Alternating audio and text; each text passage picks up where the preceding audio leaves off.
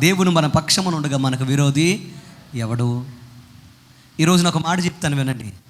మీ జీవితంలో మీరు అందరినీ ప్రోత్సహించేవారిగా ఉండాలి తప్ప ఎవరిని కూడా బాధ పెట్టేవారిగా ఉండకూడదు. మనకు తెలిసి ఎవరిని విమర్శించకూడదు సరిగదా, ఎవరిని తీర్పు తీర్చకూడదు అనే విషయాన్ని మనం గ్రహించాలి. నా ప్రియ సహోదరి సహోదరులు జాగ్రత్తగా వినండి. కన్నీటి అనుభవాలు చాలా పవర్ఫుల్ అనుభవాలు. కన్నీటి అనుభవాలు అనేవి చాలా బలమైన అనుభవాలు. కన్నీరు అనేది చాలా బలమైన ఆయుధం. ఎందుకనంటే నువ్వు కన్నీరు గరిస్తే దేవుడు ఏమన్నాడు తెలుసా? నీ కన్నీటి బొట్టు నేను ఏం చేస్తానన్నాడు? నా జీవ కవిల్లో ఒక బుడ్డిలో ఉంచుతా అన్నాడు. దేవునికి స్తోత్రం చెప్పండి. హల్లెలూయా. ఏంటండి, ఎందుకు అంత బలమైనదా అని అంటే, ఆ కన్నీరు ఏం చేస్తుంది తెలుసా? దేవుని దగ్గర వెల కోరుకుంటుంది. ఏం కోరుకుంటుందండి? వెల కోరుకుంటుంది. అందుకోసం ఎన్నో సందర్భాల్లో ఈ మాట చెప్పాను. మన గురించి ఎవరు కన్నీరు కార్చకూడదు. ఏ కన్నీరు? బాధతో, వింటున్నారా? బాధతో నొప్పితో, మన జీవితంలో మనం పెట్టిన ఇబ్బందితో మన గురించి ఎవరు ఏం చేయకూడదు? చెప్పాలి, కన్నీరు గార్చకూడదు. అదే నీ శ్రమ అనుభవాలలో, నీ కష్ట నష్టాలలో నీతో కలిసి కన్నీరు గారిస్తే అది నీకు ఆశీర్వాదం. నీతో కలిసి ప్రార్థనలో కన్నీరు గారిస్తే అది నీకు బలమైన దీవెన. కానీ నీవు నొప్పి కలిగించావని ఎవరైనా ఏడ్చారనుకో, ఆ ప్రతి కన్నీటి బొట్టు నీ దగ్గర నుంచి ఏం కోరుతుంది తెలుసా? చెప్పండి, ఏం కోరుతుంది? వెల కోరుతుంది. అందుకోసమే తెలిసి ఎవరిని ఏం చేయకూడదు? ఏడ్పించకూడదు. తెలిసి ఎవరిని ఏం చేయకూడదు? చెప్పండి, నొప్పించకూడదు. చాలామంది బలహీనలు ఉంటే ఆ బలహీనలు ఏం చేస్తారు? బాగా ఊరికి నేర్పించేస్తూ ఉంటారు. ఒక మాట చెప్తాను విను. ఆ బలహీనమైన స్థితి, ఆ బలహీనమైన పరిస్థితి ఒక రోజున బలమైన ఆయుధంగా నిన్ను వేటాడి చంపే ఒక భయంకరమైన పరిస్థితి అయిపోతుంది. అందుకోసం ఎప్పుడు కూడా ఎదుట వారి బలహీనతను మనం ఏం చేయకూడదు? చెప్పండి, ఆసరా తీసుకొని ఎవరి దుఃఖానికి మనం కారణం కాకూడదు. ఇంకా బాగా చెప్పనా, కనీసం అనవసరంగా నీ భర్తను కూడా నువ్వు ఏడిపించకూడదు కారణము లేకుండా. నీ భార్యను కూడా నువ్వు చెప్పాలండి ఏడ్పించకూడదు. నీ పిల్లలను కూడా కారణం లేకుండా ఏడ్పించకూడదు. నీ తల్లిదండ్రులు కూడా కారణం లేకుండా చెప్పరేంటండి ఏడ్పించకూడదు. అలాగే నీ సహోదరులు, నీ బంధువులను, నీ యొక్క రక్త సంబంధులు ఎవరిని కూడా అకారణముగా ఏడ్పించకూడదు. నీ గురించి కన్నీరు కార్చారా, అది నీ జీవితానికి ఎంత మాత్రం మంచిది చెప్పాలి బిగ్గరగా కాదు. అందుకోసమే ఈరోజు నా ప్రియ సహోదరులరా, ఎవరైనా మన కోసం కన్నీరు గర్చారంటే అది మనకు ఆశీర్వాదకరంగా ఉండే కన్నీరు అవ్వాలి తప్ప మనల్ని నాశనమే చేసే కన్నీరు చెప్పాలి కాకూడదు. అందుకోసం ఈరోజు మీరు ఎవరైనా కానీ మీ జీవితాల్లో, మీ బ్రతుకుల్లో ప్రోత్సహించేవారుగా ఉండండి, బలపరిచేవారుగా ఉండండి, భద్రపరిచేవారుగా ఉండండి. దేవుని యొక్క సన్నిధిలో దేవుని ఆశీర్వాదాలు పొందుకునే వారిగా మీరు ఉంటూ అనేక మంది ఆశీర్వాదాలకు మీరు కారణం అవ్వాలి తప్ప ఎవరిని నొప్పించేవారుగా ఉండకూడదు. మరలా చెప్తున్నాను ఈ మాట. ఒక దైవజనుడు కానీ, ఒక దైవజనురాలు కానీ ఎప్పుడు కూడా మన గురించి ఏం చేయకూడదు? చెప్పండి, మీ గురించి కన్నీరు గార్చి ప్రార్థన చేయాలి తప్ప మీరు పెట్టిన బాధకో, అన్న మాటకో, అవమానానికో ఎట్టి పరిస్థితుల్లోనూ ఏం చేయకూడదు? కన్నీరు గార్చకూడదు. నాకు తెలిసి, నాకున్న అవగాహనతో చెప్తున్నాను ఈ మాట. ఉన్న అవగాహన మేరకు పరిశుద్ధ లేఖనము చెప్తున్న మాట మీకు చెప్తున్నాను. పరిశుద్ధ లేఖనంలో ఉన్న అనుభవాల్లో నుంచి ఈ మాట మీకు చెప్తున్నాను. ఏ దైవజనుడైనా కానీ అనవసరంగా మీరు అన్న మాటకో, అవమానానికో, గాయానికో ఏడ్చారా, ఇంకా మీ జీవితములో అనుభవించే శాపము ఎగ్జాక్ట్గా సహోదరులు అన్నట్టుగా శాపము కావచ్చు, బాధ కావచ్చు, కన్నీరు కావచ్చు, వేదన కావచ్చు, అది వర్ణనాతీతంగా ఉంటుంది. అపోస్తలుడైన పౌలు గారు కన్నీరు గార్చాడు. ఎవరి గురించి? యూదుల గురించి. ఆ తర్వాత యూదులు బ్రతికేమైందో తెలుసా? భయంకరంగా హింసించబడ్డారు. అపోస్తలుడైన పౌలు గారిని, అలాగే ఆ తర్వాత వచ్చిన 12 మంది శిష్యులను కూడా ఏం చేశారు తెలుసా? అతి కిరాతంగా చంపేశారు. చంపిన ప్రతి ఒక్కరు కూడా దాన్ని వెల చెల్లించాల్సి వచ్చింది. చంపిన ప్రతి ఒక్కరు కూడా పుట్టగతులు లేకుండా పోయారు. ఎందుకు ఈ మాట మీకు చెప్తున్నానంటే, మన కన్నీరు మనకు ఆయుధం అవ్వాలి తప్ప ఎదటవారి కన్నీరు మనకు తగలకూడదు. దేవునికి స్తోత్రం చెప్పండి. హల్లెలూయా. నా ప్రియ తమ్ముడు, చెల్లి, ప్రియ సహోదరి, సహోదరుడా, అపోజిడైన పౌలు గారు కార్చిన కన్నీరు ఏం చేసిందో తెలుసా? అద్భుతమైన ఆదిమ సంఘానికి పునాదులు వేసి అద్భుతమైన విజయాలు చూడడానికి కారణమైంది. చప్పట్లు కూడా బిగ్గరగా దేవుని నామాన్ని కనపరచండి. కన్నీరు శాపమా దీవెన? చెప్పండి నాకు ఇప్పుడు. కన్నీరు శాపమా దీవెన? కన్నీరు ఆయుధమా లేకపోతే మనకు బలహీనత? కన్నీరు అనే నిధిలో నుండి ఆశీర్వాదాలు బయటకు వస్తాయి. దేవునికి స్తోత్రం చెప్పండి. హల్లెలూయా.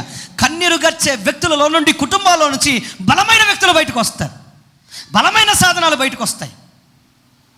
చాలామంది అంటారు, ఏడ్చే మగవాడిని నవ్వే ఆడదాన్ని నమ్మకూడదంటారు. లోక రీతి లేదా లోకములో ఉన్న సామెత. కానీ ఒక మాట చెప్తాను వినది, లోకానికి సెట్ అవుతుంది కానీ సరిపోతుంది కానీ, 4 గోడల మధ్యన కన్నీరు గర్చి, మందిరములో కన్నీరు గర్చి, కన్నీటి అనుభవాల్లో తన కుటుంబాన్ని కట్టుకునే మగవాడు ఎవరైతే ఉంటారో, పురుషుడు ఎవరైతే ఉంటారో, వారంత బలవంతులు ఈ లోకంలో ఎవరు ఉంటారు? చప్పట్లు కూడా వేగంగా దేవుని నామాన్ని కనపరచండి. కన్నీటి అనుభవాల్లో ఏంటి? కన్నీటి అనుభవాల్లో మన కుటుంబాలను, మన భవిష్యత్తులను, మన యొక్క బిడ్డలను ఏం చేయాలి చెప్పండి? కట్టుకునేవారుగా మనం ఉండాలి. కట్టుకునేవారుగా మనం ఉండాలి. మనకు కన్నీరు ఊరికనే వస్తుందా, లేకపోతే దుఃఖము ఊరికనే వస్తుందా? ఒక మాట చెప్తాను విను. నువ్వు ఈ రోజున ఉన్నట్టుగా ఉంటే నీ దుఃఖము రాకపోవచ్చు.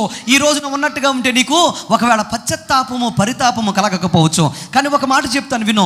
ఎప్పుడు ఒక వ్యక్తి యొక్క జీవితంలో, నీకు హృదయంలో నీకు కన్నీరు వస్తుంది, ఎప్పుడు తన యొక్క జీవితంలో, తన బ్రతుకులో దుఃఖం వస్తుంది, దుఃఖము తన్నుకొస్తుందో తెలుసా? ఎప్పుడంటే జాగ్రత్తగా అర్థం చేసుకో. నీవు ఒక రోజున చావవలసిన రోజు, భయంకరంగా నువ్వు నీ బ్రతుకులో ఇక ఇదే నాకు చివరి రోజు అనుకున్న దినం ఒకటి ఉంది. ఆ రోజు దేవుడు నిన్ను ఆశ్చర్యకరంగా పట్టుకొని నీకు స్వస్థతనిచ్చి ఆరోగ్యంతో, జీవముతో నిలబెట్టాడు. ఆ రోజు ఇప్పుడు గుర్తుకొచ్చిందనుకో, నీకు పరితాపము కలగదా? పశ్చాత్తాపము కలగదా? చెప్పరేంటండి, కలగదా?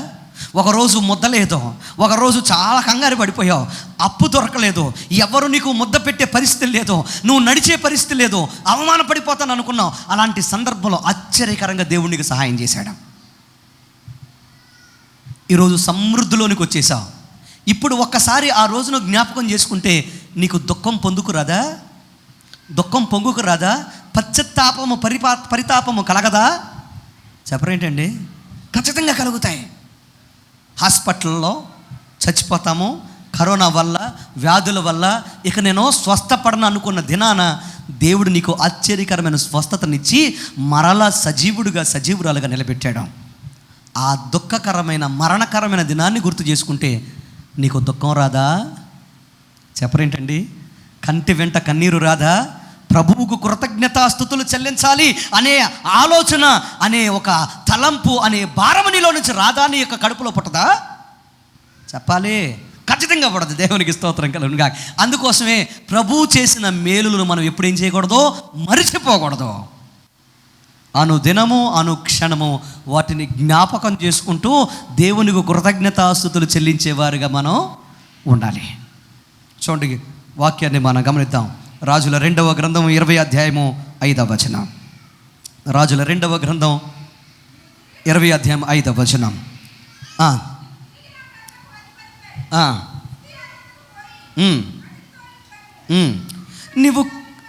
నీవు కన్నీళ్లు విడుచుట చూచితిని, నీ ప్రార్థన నేను అంగీకరించి ఉన్నాను, నేను నిన్ను బాగు చేసేదాను.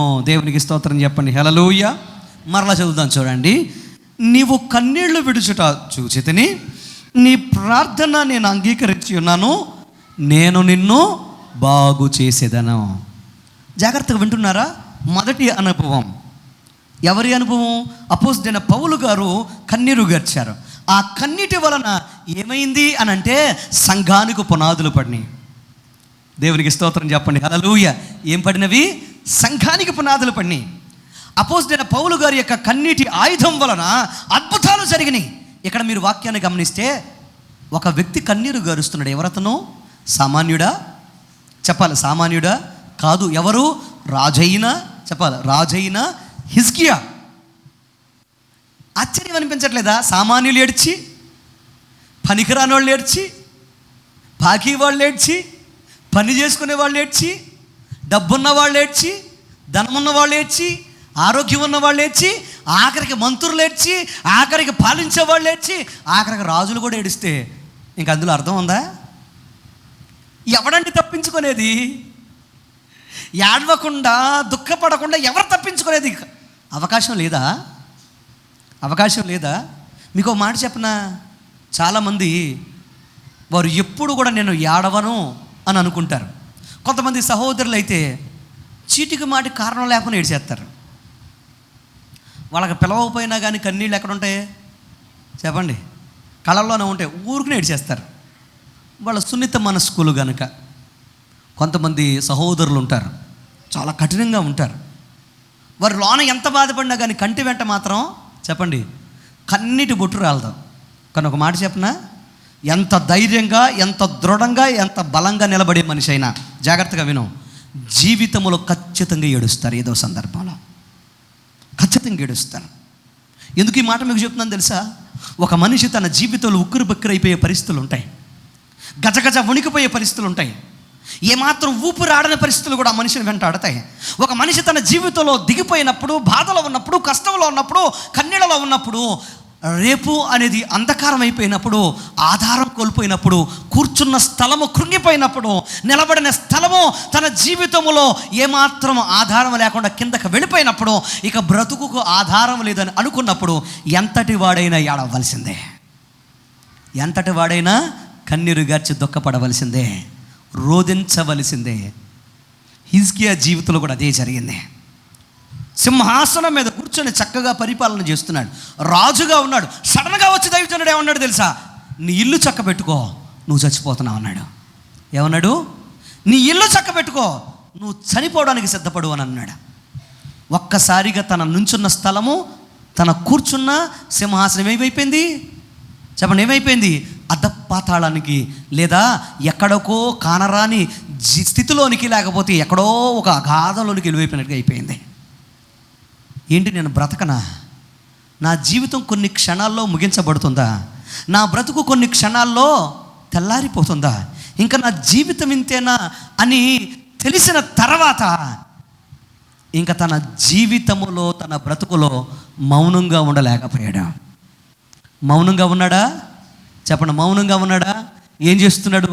తన యొక్క తలను గోడ తట్టు తిప్పి కన్నీరు విడచొచ్చు.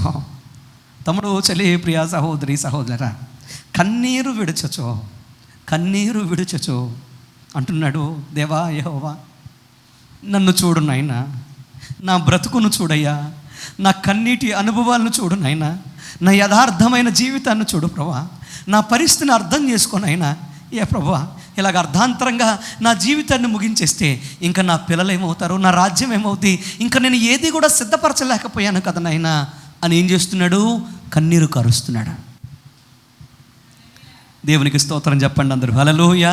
ప్రియ తమ్ముడు, చెల్లి, ప్రియ సహోదరి, సహోదరుడా, ఒక వ్యక్తి తన జీవితంలో అనుభవించిన అనుభవాలు, పడిన కష్టాలు, నష్టాలు వారి జీవితంలో కన్నీటి వరదగా వస్తున్నప్పుడు, ఆ కన్నీటి వరదలో నుంచి ఎవరితో మాట్లాడాలో తెలుసా?